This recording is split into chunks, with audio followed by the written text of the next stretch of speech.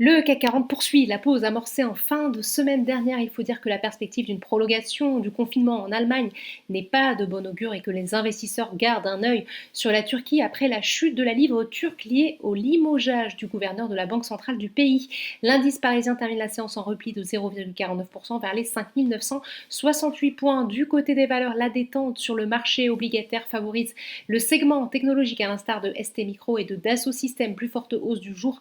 Les valeurs dites de refuge comme Air Liquide sont elles aussi recherchées. À l'inverse, le marché sanctionne Kering, plus forte baisse de l'indice. Le titre est pénalisé par des informations d'un blog spécialisé relatant un éventuel rapprochement avec Richemont en janvier dernier, une proposition qui aurait été rejetée par le principal intéressé. À la baisse également la foncière commerciale Unibail-Rodamco Westfield qui souffre des nouvelles mesures prophylactiques et lâche plus de 2%. L'actualité est également marquée par la poursuite du feuilleton Veolia-Suez.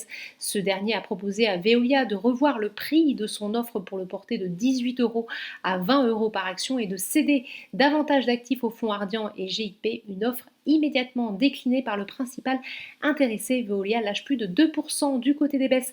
L'actualité en Turquie pèse sur BNP Paribas exposé au marché turc. Le titre perd 0,86% sur le SBF 120.